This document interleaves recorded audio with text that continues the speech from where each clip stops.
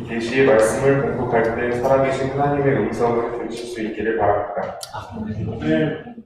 에스더가 하단에게 이르되 너는 모르드게에게 전하기를 왕의 신하들과 왕의 각 지방 백성이 다 알거니와 남녀를 막론하고 부름을 받지 아니하고 안뜰에 들어가서 왕에게 나가면 오직 죽이는 법이요 왕이 그자에게 금규를 내밀어야 할 것이라. 이제 내가 부름을 입어 왕에게 나가지 못한 지가 이미 30일이라 하라 하니라. 그가 에스더의 말을 모르드게에게 전하매 모르드게가 그를 시켜 에스더에게 대답하매 너는 왕궁에 있으니 모든 유다인 중에 홀로 목숨을 건지리라 생각하지 말라. 이때 내가 만일 잠잠하여 말이 없으면 유다인은 다른 데로 말미암아 노인과 고원을 얻으려니와 너와 내 아버지 집은 멸망하리라. 네가 왕후의 자리를 얻는 것이 이때를 위함이 아닌지 누가 알겠느냐 하니 에스더가 모르드게에게 대답하여 이르되 당신은 가서 수산에 있는 유다인을 다 모으고 나를 위하여 금식하되 밤낮 3일을 먹지도 말고 마시지도 마소서. 나도 나의 시녀와 더불어 이렇게 금식한 후에 규례를 어기고 왕에게 나아가리니 죽으면 죽으리이다 하니라. 모르드게가 가서 에스더가 명령한 대로 다 행하니라. 아멘.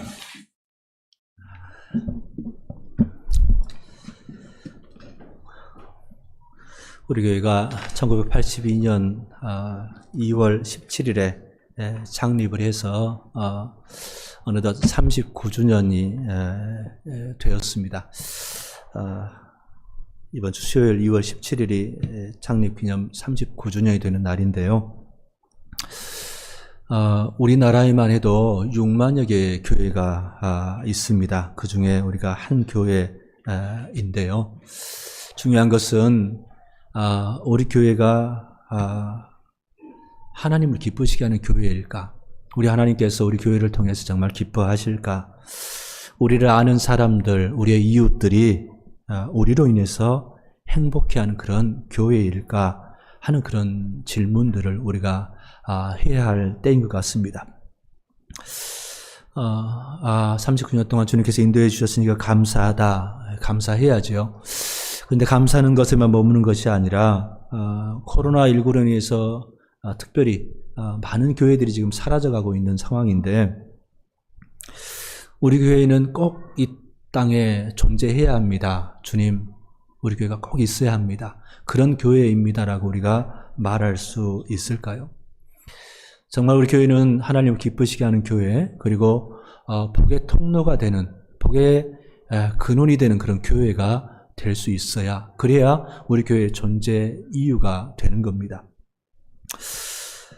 다니엘서와 에스더서는 가나안 땅에 이스라엘 백성들이 살던 때와는 배경이 다릅니다. 여러분들이 우리 지금까지 창세기나 이렇게 쭉 읽어오면서 모세오경을 읽어도 그렇고 이스라엘 역사서를 읽어봐도 그렇고 이스라엘 민족이 그 안에서 살아가는 삶들을 기록했었다면 다니엘서 에스더서는 오히려 포로로 잡혀가가지고 이방 세계에서 살아가는 사람들의 모습들을 그리고 있습니다. 그래서 이제는 자기들이 그냥 하나님의 백성들이 모여서 사는 그런 시대가 있었다면 지금은 에스더서 같은 경우만 해도 주변이 다 하나님을 믿지 않는 사람들입니다. 이방 세계인 거죠.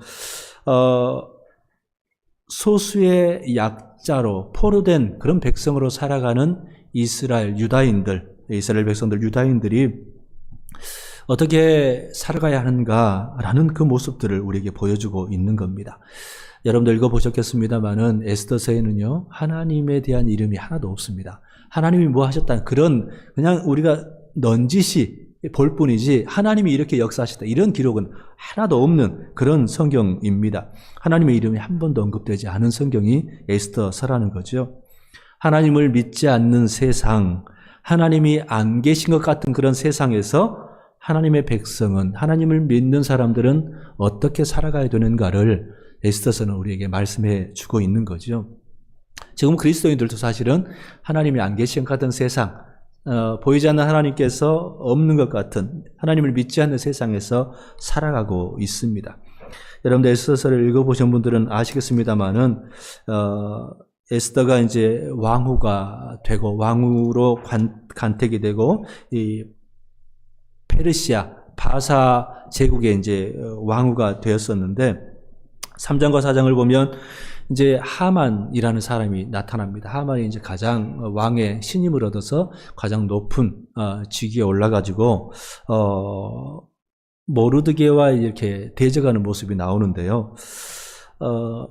하만에 대해서 아각 사람이라는 표현을 쓰고 있습니다. 근데 여러분들 기억하시겠습니다만은 그래서 성경에서는 아말렉 족속, 이스라엘의 원수되었던 아말렉 족속의 아각 왕이 있었지 않습니까? 이 사람이 후손으로 봅니다. 그리고 이제 이 모르드게와 에스더는 베냐민 지파였지 않습니까? 그래서 기스해서 기스가 그 사울 왕의 아버지 기스는 아니겠습니다만은 그 같은 지파에서는 조상의 이름을 따서 이름을 많이 짓습니다.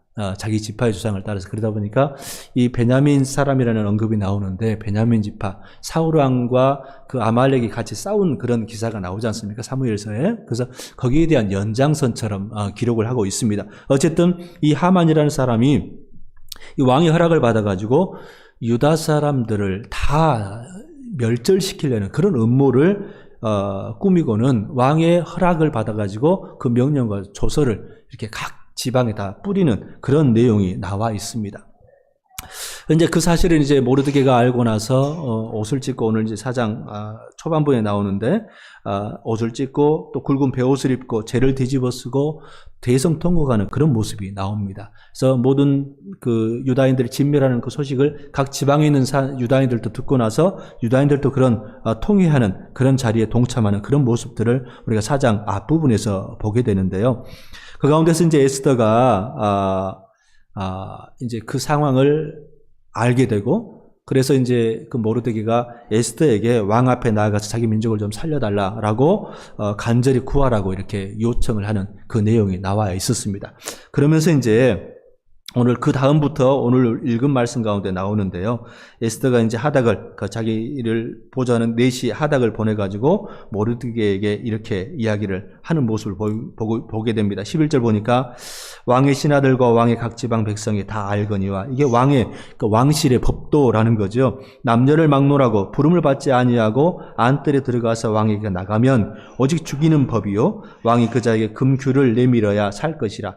이제 내가 부름을 입어 왕에게 나가지 못한 지가 이미 30일이라 이렇게 이야기를 전합니다.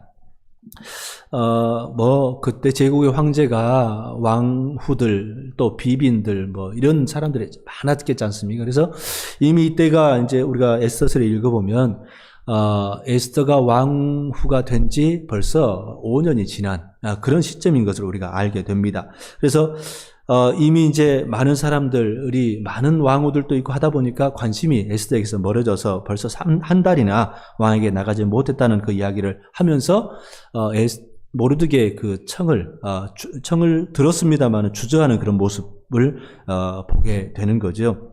그때 이제 모르드게가 13절에서 이렇게 에스더에게 충고하는 내용이 나옵니다. 너는 왕궁에 있으니 모든 유다인 중에 홀로 목숨을 건지리라 생각하지 말라. 이때 네가 만일 잠잠하여 말이 없으면 유다인은 다른 데로 말미암아 노임과 구원을 얻으려니와 너와 내 아버지의 집은 멸망하리라. 내가 왕후의 자리를 얻은 것이 이때를 위함이 아닌지 누가 알겠느냐라고 이렇게 충고하는 모습이 나오는 거죠.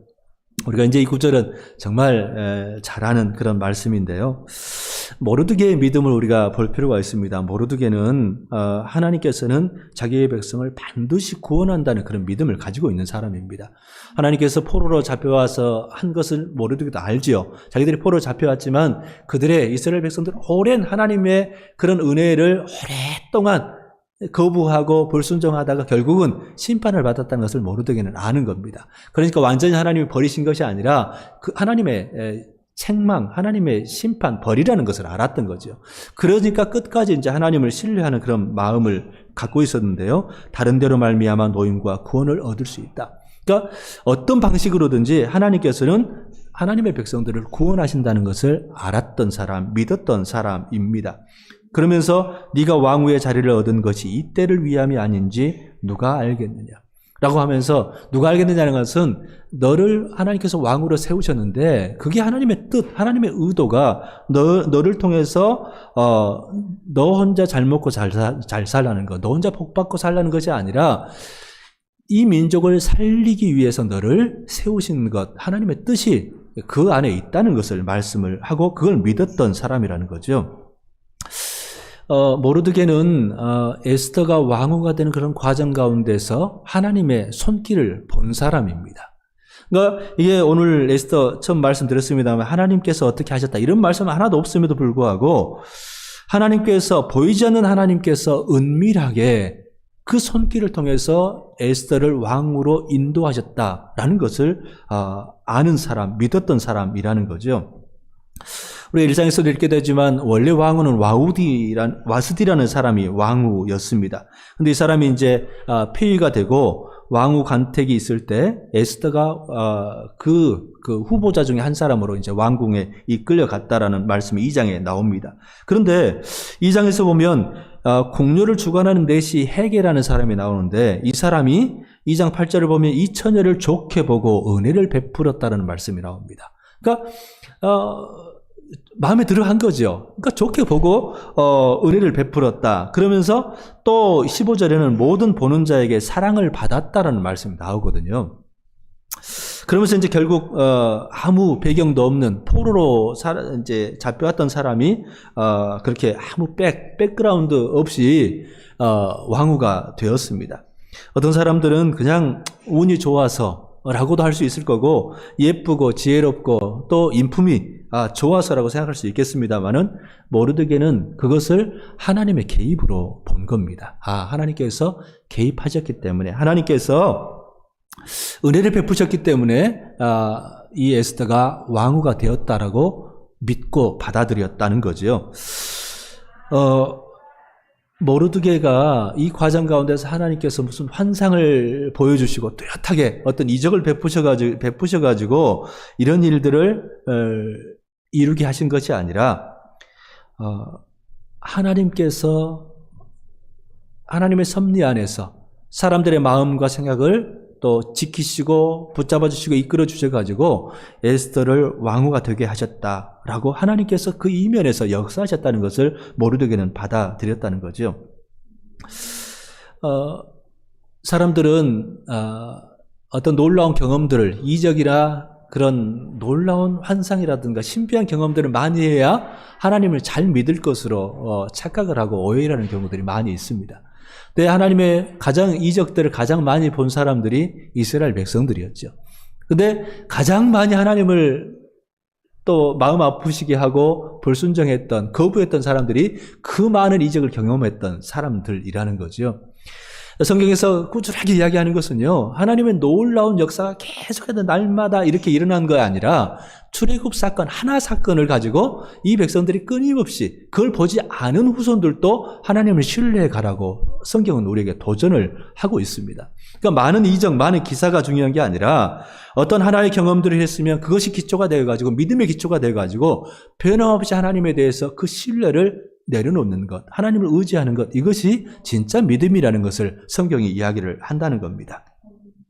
그러면서 에스더가 만약에 하나님의 도구 역할을 하지 않는다면 하나님께서는 다른 길을 준비하셨을 것이라고 모르드게는 믿었던 거죠.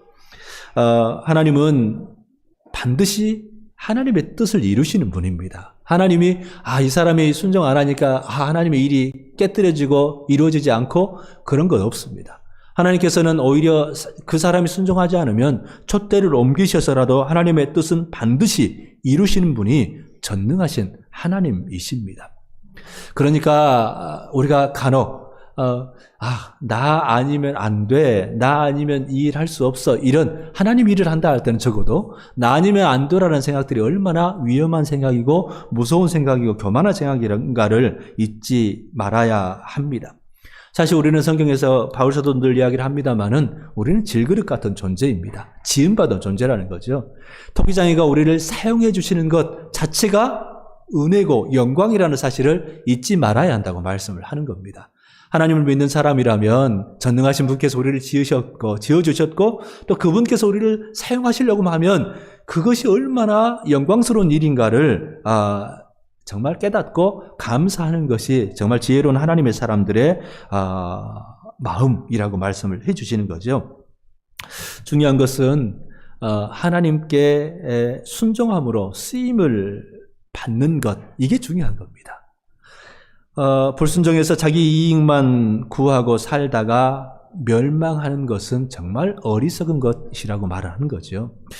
많은 사람들이 자기를 위해서 살려고 하는 그런 마음들을 많이 갖고 있습니다.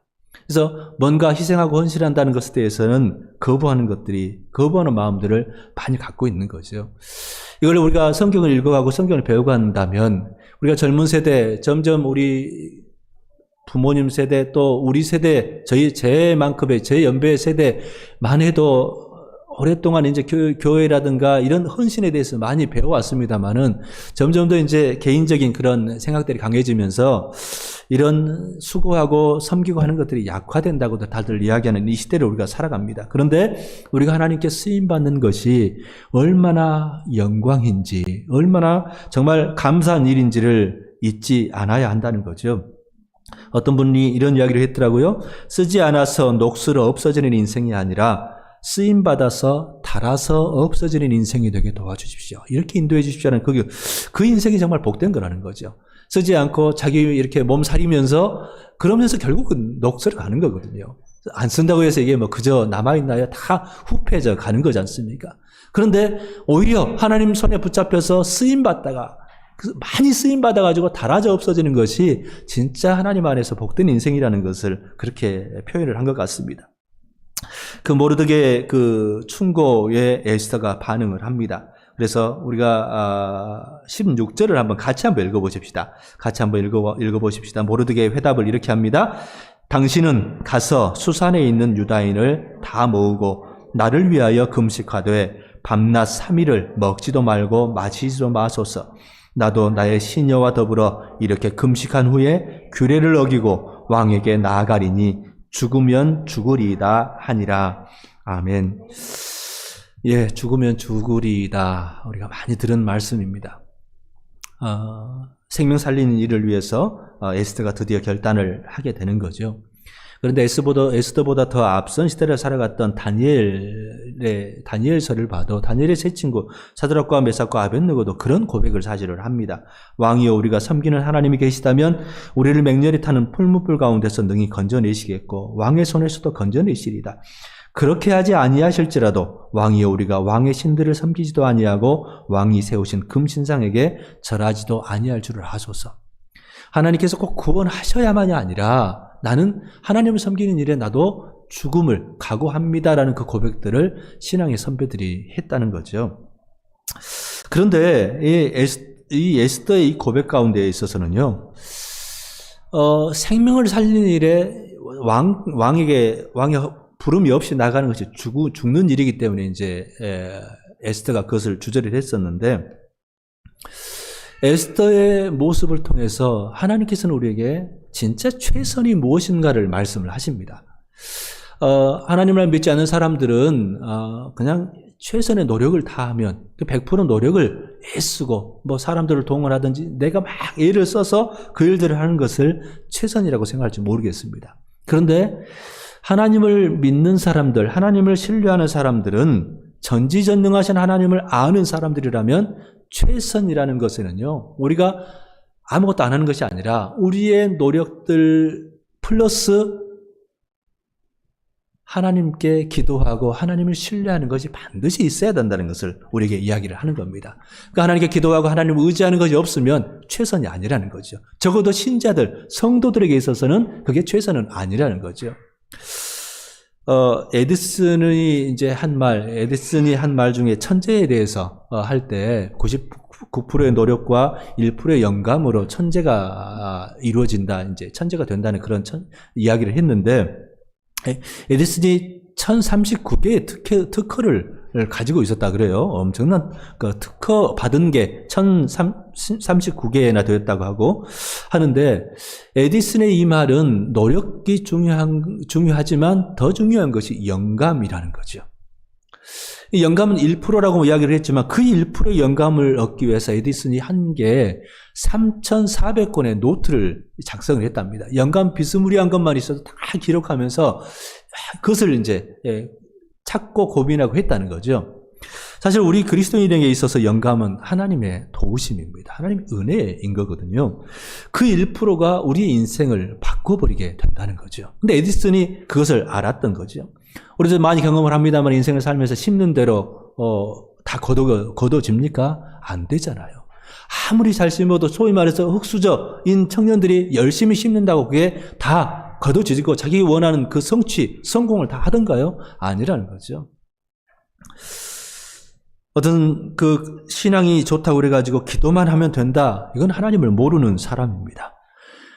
에스더가 죽으면 죽으리다 하고 왕에게 나아가는 것이 진짜 행동하는 기도였습니다. 이게 그냥 기도가 아니라 이게 진짜 기도입니다. 사흘 동안 금식하고 그 기도만이 아니라 그 기도를 했으면 에스더는 나아가야 했습니다. 죽으면 죽으리라고 왕 앞에 나아가는 것, 그 행동하는 기도가 필요했다는 거죠. 하나님을 신뢰한다는 것은 나를 나 되게 하신 분, 지금까지 빚어오신 분, 이끄신 분이 하나님이시라는 사실을 인정하고 아는 겁니다. 그러면 하나님께서 내 가운데 어려움도 있었고 상처들도 있었고 그런 여러 가지 우여곡절도 있었는데 그 모든 것이 하나님 안에 있었고 하나님께서 나를 빚어가시는 그런 과정이었다는 것을 인정할 필요가 있다는 거죠. 하나님 손 안에서 벗어난 적 없습니다. 우리가 하나님 의지하지 않고 하나님 신뢰하지 않을 때도 있었음에도 불구하고 그러나 그 모든 인생의 모든 과정들이 하나님 안에 있었다는 것을 받아들이는 겁니다. 그래서 가끔 이제 하나님께서 그렇게 인도하신 것이 아니라 내가 원하는 대로 가다 보니까 어긋나기도 했지만 하나님께서는 그것을 나도 모르게 이렇게 살짝 조정하셔가지고 나를 지금까지 인도해 주셨다. 하나님의 은혜 안에 머물게 하셨다는 것을 아는 사람이 하나님을 신뢰하는 사람입니다. 그래서 하나님께서는요, 하나님의 사람들이 준비한 것은 반드시 다 사용하게 하시는 분입니다. 그렇기 때문에 믿는 사람들은 끝까지 배워야 하고 끝까지 익히고 닮아가는 것이 필요하다는 겁니다. 거기에 있어서 게을리해서는 안 된다는 거죠.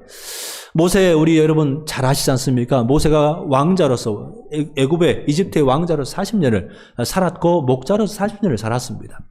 그러면 이 모세가 그 80세가 돼서 하나님께 특별한 부름을 받아서 이스라엘 백성들을 인도해 내는데 그 남은 40년 동안만 하나님께 쓰임 받았을까요? 아니었다는 거죠. 그 애굽에서의 왕자로 살았던 그 시간들, 목자로 살았던 그 시간들, 애굽의 군사훈련도 받고 또 통솔력으로 어떻게 통솔할까, 그 군대들을, 많은 사람들을 통솔할까를 배워왔던 그 모세, 또 어떻게 양들을 목자처럼 돌봐야 되는지를 배워왔던 그 모세였기 때문에 하나님 손에 붙잡혀가지고 그 이스라엘 백성들을 출애굽하고 광야에서 40년을 지내도록 지혜롭게 인도할 수 있었다는 거죠. 하나님의 사람들은요, 오늘의 경험, 오늘의 지식들, 사실 하나님께서 우리의 달란트들을 오늘도 채워가시는 그런 과정들인데 그것들을 정말 감사함으로 받고 잘 활용하실 수 있어야 합니다. 우리 고3 수험생들 어느 시대나 마찬가지입니다만 입시 제도가 늘 한계가 있지요. 완벽한 제도가 어디 있겠습니까? 오늘도 참 올해도 고생하는데요. 올 한 해 최선을 다하셔야 합니다. 열심히 공부하셔야 합니다. 심는 대로 하나님께서는 거두게 하시고요. 심는 대로만 거두게 하시는 것도 하나님의 은혜라는 사실을 기억하면서 오늘 최선을 다하고 그 최선을 공부하는 그 최선만이 아니라 기도하면서 하나님, 제가 에스더가 이스라엘 백성들을 살리기 위해서 그 왕으로 세우셨다는 사실을 알고 나아갔던 것처럼 제가 사람을 살리는 사람, 그 일을 하고 싶습니다. 제가 그것을 위해서 오늘 학생으로서 주어진 이 일들을 최선을 다해서 하겠습니다. 하나님, 지혜를 주십시오. 도와주십시오. 이 1%의 영감을 구하는 이것이 하나님께서 우리를 도우셔서 우리를 복되게 하시는, 하나님 우리를 온전히 세우시는, 하나님의 사람으로 살게 하시는 그 은혜를 누리게 하는 길이라는 사실을 꼭 기억하시면 참 좋겠습니다. 우리에게 주어진 이 모든 삶들을 하나님께 감사함으로 하고 그것들을 최선을 다해서 에스더가 이스라엘 유다인들을 살리기 위해서 나아갔던 것처럼 우리 모든 것들이 하나님께서 그 사람 살리도록 하시는 그 일에 우리가 순종하는 것, 헌신하는 것이 필요하다는 것을 꼭 기억했으면 좋겠습니다. 하나님은 인격적인 분이십니다. 다시 말하면 하나님은요, 화도 내시고 하나님은 감동도 하신다는 말씀입니다. 하나님께서는 하나님의 사람들이 은혜를 알고 그 은혜에 정말 감사하고 사랑하고 충성할 때, 그 충성이 변함이 없을 때 하나님은 감동하십니다. 하나님을 향해서 또 하나님의 선한 일들을 위해서 그 마음들이 변치 않을 때 하나님은 감동하신다는 말씀입니다. 우리가 잘 아는 것처럼 우리야 기억하시지 않습니까? 비참한 죽음을 맞이했습니다만 끝까지 신실했지 않습니까? 그 신실한 하나님 우리야를 하나님께서는 끝까지 기억하십니다. 어찌 보면 다윗에게 있어서는 가장 수치입니다만은 그 다윗의 그 우리야에 대해서 행했던 그 악이 그 집안을 엄청나게 어렵게 하지 않습니까? 아들의 죽음들, 아들들의 죽음들, 하나님의 심판이 엄청났죠. 그러면서 끝까지 성경에서는요, 밧세바에 대해서 우리야의 아내라는 그 우리야의 이름을 놔버리지를 않습니다. 끝까지 하나님께서 그것을 인정하시고 기억한다는 것을 말씀해 주시는 거죠. 끝까지 의로웠던 우리야를 하나님께서 끝까지 기억하신다는 말씀을 해주고 있는 겁니다. 우리가 어려움을 무릅쓰고 생명을 살리는 일에 동참하라고 할 때요, 하나님께서는 우리 삶에 개입을 해주십니다. 우리가 그냥 이게 아니라 어려움을 무릅쓰고 어렵더라도 내가 하나님 생명 살리는 일에 내가 이것들을 사용하기를 원합니다. 내가 쓰임받기를 원합니다. 주님의 이름으로 주님의 신실하심 의지하면서 나아가는 사람들 삶 가운데 하나님께서 개입하셔서 하나님께서 일해 주신다는 말씀입니다. 역사해 주신다는 말씀입니다. 그러면서 에스더가 하는 말에 모르드게가 하는 말에 그러지 않습니까? 너와 내 아버지 집은 멸망할 것이다. 네가 만약에 잠잠하여 말이 없으면, 이 말씀을 하는데요, 편한 길, 자기 보신을 위해서 그렇게 쉬운 길을 선택하려고 하지 말라는 말씀을 해주고 있습니다. 적어도 그리스도인이라면 하나님께서 내 인생을 인도하셔서 그것들을 사용하고자 하신다는 사실을 아는 사람이라면 쉬운 길, 편안한 길 택하지 말라고 말씀을 하시는 겁니다. 우리 예수님께서도 좁은 문으로 들어가지 말라고 좁은 문으로 들어가라고 말씀하지 않습니까? 좁은 문은 멸망으로 인도해가는 그 문은 크고 그 길이 넓어서 그쪽으로 들어가는 사람은 정말 많다. 그런데 생명으로 인도하는 문은 좁고 길이 협착하다라고 말씀을 하십니다. 그 좁은 문, 그 어려움이 있다 할지라도 그 길을 가야 살아나는 길이라는 말씀을 하는 겁니다. 그래서 하나님께서 함께하는 사람들에게도 동일한 말씀을 하는 겁니다. 오늘 군대에 내일 입대하는 친구도 있겠습니다만은 편한 보직으로 갔으면 좋겠다 이런 마음을 품을지 모르겠습니다만은, 그러나 그것이 아니라 마음에는 온통 어떻게 하면 하나님의 복의 통로가 될까, 하나님께서 어떻게 인도하십니까? 하나님의 인도하심은 가장 선하기 때문에 그 인도하심을 인정하면서 하나님 제가 죽으면 죽으리다 이 마음 가지고 선을 위해서 또 생명 살리는 일을 위해서 헌신하고 순종하는 사람들에게 하나님께서 개입하셔서 역사하신다는 것을 성경은 말씀하는 겁니다. 불한 일을 보고도 불의한 일들을 보면서도 내 일이 아니다 하면서 모른 채 하는 사람들은 망한다라는 것을 성경에서 말씀을 하신다는 거죠.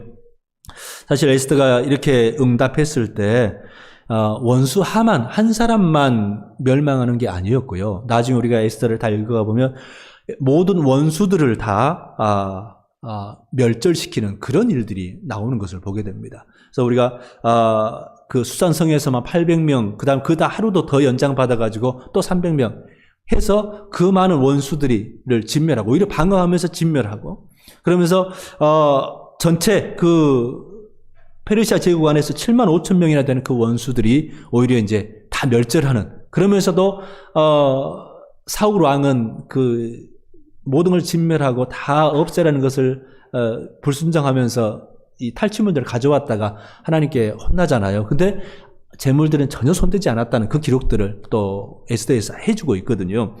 그렇게 하면서 사실은 마찬가지입니다. 우리에게 닥치는 그 문제들 하나님께서 해결해 주시는 그런 분이 아니라요, 하나님을 신뢰하는 사람들에게 정말 모든 문제가 하나님의 손안에 있음을 우리에게 말씀해 주고 있다는 거죠. 그러면서 하나님께서 정말 모든 것들을 준비해 놓고 계심을 그 다음에 이제 5장에서부터 보여주고 있습니다.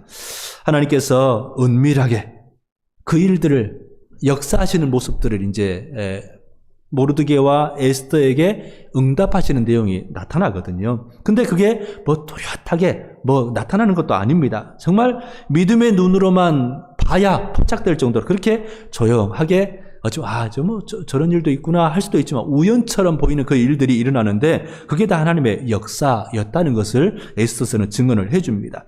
그러면서 이제 5장 2절을 보면 30일 동안이나 에스더를 찾지 않았던 그 왕이 5장 2절을 여러분 보시면 왕후 에스더가 뜰에 선 것을 본즉 매우 사랑스러움으로 손에 잡았던 금귤을 그에게 내미니라고 말씀을 합니다. 사실은 이게 이제 하만의 계획에 이 왕도 동조를 했지 않습니까? 유대인들을 다 몰살시키자 하는 그런 음모에 이 왕이 동조를 했었거든요. 그런데 사실 에스더가 주저했던 것은 왕 앞에 나아가는 것 자체가 문제가 아니라 이미 왕으로 이 법을 반포를 해버렸던 거거든요. 조서를 반포를 했거든요. 근데 그 법을 바꿔야 되잖아요. 그러니까 이 법을 바꿔주세요라고 말한다고 해서 이 왕이 듣겠냐는 거죠. 여러분 와스티라는 왕후를 폐위할 때 왜 그랬습니까? 왕의 자존심을 상하게 했다 그래서 이 왕후를 폐위시켰던 거거든요. 그런데 이 자존심 강한 왕이 이 자존심을 내려놓고 그 법을 다시 바꾼다? 이게 사실은 있을 수 없는 일이라는 거죠. 있을 수 없는 일이었기 때문에 5년이나 왕으로 있었던 에스더는 그 일들을 잘 알았던 거죠. 그런데 이 자존심 강한 왕이 자존심을 내려놓고 이 법을 바꾸도록 허락을 해주는 겁니다. 그리고 또 그 6장에 보면 원래 이제 모르드게가 왕을 암살하려는 음모를 이렇게 알려가지고 왕을 구한 일이 있었지 않습니까? 그런데 그 일들이 그냥 그 궁중 일기만 기록해 놓고 어떤 보상도 받지 못했었습니다. 그런데 이 왕이 그날 이제 6장 1절을 보면 그날 밤에 왕이 잠이 오지 아니하므로 명령하여서 역대 일기를 가져다가 자기 앞에서 읽히더니 라는, 그러니까 그날 또 잠이 안 와가지고 불면의 밤을 이제 보내면서 그 공중 일기를 읽게 하더라는 겁니다. 그러다가 아무 보상도 하지 않았던 것을 깨닫고는 이제 보상을 해야겠다 하고 사람들을 부릅니다. 누가 뜰에 있느냐라고 이제 명령을 하니까 4절 보니까 마침 하만이, 이 모르드게의 원수 하만이 자기가 세운 나무에 모르드게 달기를 왕께 구하고자 하여 왕궁 바깥들에 이른지라 하면서 이제 모르드게를 높이는 일에 수치를 당하면서 이걸 직접 그 인도에 가는 그 역할들을 이제 이 하만이 감당하게 되는데요. 그 당시 보상 아무 혜택도 받지 못해서 어찌 보면 아쉬울 수 있었던 일이었는데 오히려 그것이 이때 왕에게 또 깨달음을 줘가지고 정말 진짜 복을 받게 되는 그런 일들이 되게 하더라는 거죠. 하나님의 역사하심이 있다는 것을 에스더는 그렇게 은밀한 하나님의 손길을 그렇게 증언을 하고 있는 겁니다. 여러분, 하나님의 구원은요 100% 전적으로 은혜입니다. 그런데 그 은혜를 누리는 것은 100% 누릴 수 있는 것은요 사람들의 몫이라는 겁니다. 은혜를 아는 사람들이, 순종하는 사람들이 그 은혜를 받아들일 때, 하나님을 신뢰할 때 그 은혜를 100% 누릴 수 있다는 것을 말씀을 해주는 겁니다. 은혜를 주신 분은 하나님이시지만 그 누리는 것은, 그 은혜를 받아 누리는 것은 우리의 몫이라는 사실을 잊지 말아야 한다는 거죠. 하나님의 말씀에, 하나님의 은혜를 깨닫고 순종하는 사람들에게 하나님은 반드시 개입하십니다. 반드시 역사하신다는 것을 에스더는 말씀해 주고 있는 거죠. 여러분, 하나님께서 오늘 우리에게 주시고 누리게 하시는 것이 무엇입니까? 가정 일터, 또 교회 안에서 우리가 받은 은사들, 어떤 물질일 수도 있을 거고요. 또 여러 가지 은사들도 있을 거고요. 또 시간일 수도 있을 겁니다. 우리 학생들 공부하는 것도 사실은 하나님께 주신 은사입니다. 여러분들 할아버지 세대만 해도 제대로 공부할 기회들이 없었던 사람들이 너무 많잖아요. 아버지 세대면 마찬가지입니다. 근데 우리는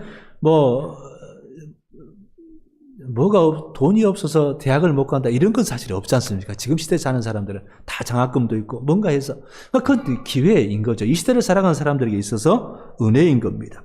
우리가 훈련한 것들, 또 우리가 운전도 마찬가지, 기술도 마찬가지고요. 작은 손재주도 뭔가 배웠다는 것도요, 다 우리에게 받은 은혜들인 겁니다. 하나님께서 그 우리의 인생 과정 가운데서 얻게 하신 거라는 거죠. 그것들을 우리는 나를 위해서 쓸 것이냐, 내가 좀 더 편안하기 위해서, 더 잘 되기 위해서 쓸 것이냐, 아니면 누군가 생명을 살리고 복을 주는 일을 위해서 사용할 것이냐라고 우리 주님 우리에게 묻습니다. 우리 하나님을 오늘도 신뢰함으로 헌신하고 조금 더 어렵더라도 희생하고 또 순종하고 섬기기를 결단할 때 하나님께서는 우리의 그 마음에 감동하십니다. 그 마음을 기뻐하십니다. 그러면 어떻게 하십니까? 하나님께서 은밀하게 개입하시기 시작합니다. 하나님의 일들을 이루시기 시작하십니다. 하나님의 역사가 그때부터 시작된다는 말씀입니다. 사실 우리 인생 가운데서 하나님의 작은 역사, 작게 보이지만 사실은 역사들을 경험했지 않습니까? 그거 붙잡으십시오. 우리 남은 인생도 하나님께서 더 놀랍도록 우리가 순종하기만 하면 또 내가 나를 위해서가 아니라 주님을 위해서, 주님의 영광을 위해서, 또 다른 사람들, 남을 사랑하고 섬기기 위해서, 내가 죽으면 죽으리다. 그 마음을 갖기 시작하면 하나님께서 우리 인생 가운데 역사하시고 또 개입하시고 하나님의 일들을 우리 인생 가운데 이루어 가신다는 말씀입니다. 여러분, 하나님의 동역자로 서 가십시오. 하나님께서 우리 인생 가운데 일하시도록 그렇게 하나님 앞에 신실한 마음 붙잡으십시다. 그래서 우리 교회도 하나님 앞에서 정말 쓰임받는, 하나님을 감동시킴으로 인해서 하나님께서 우리 교회를 통해서 정말 생명 살리는 일을 더 많이 하실 수 있는 그런 교회가 되었으면 정말 좋겠습니다. 우리 그 일에 다 같이 동참하는 우리 모두가 되었으면 좋겠습니다. 아버지 하나님 감사합니다. 오늘 에스더를 통해서 참 어떻게 하나님의 마음을 감동하는 시키실 수 있는지, 또 하나님께서 감동하셨을 때 어떻게 역사하시는지를 또 우리 삶을 통해서 또 적용해 보라고 우리에게 도전하십니다. 아버지 하나님, 오늘도 정말 나를 위해서 사는 삶이 아니라 어떤 문제, 어떤 상황 가운데 놓였다 할지라도 생명 살리는 일에 하나님의 영광을 위해서 과감하게 희생하고 헌신하고 또 죽으면 죽으리라는 그런 결단들을 할 수 있는 하나님의 사람들로 서게 도와주옵소서. 그래서 우리의 남은 인생이 정말 하나님의 손에 붙잡혀서 하나님께 쓰임받는 그런 복된 인생, 하나님의 역사를 이루는 그런 의의 도구로 쓰임받을 수 있도록 도와주옵소서. 예수님의 이름으로 기도하옵나이다. 아멘.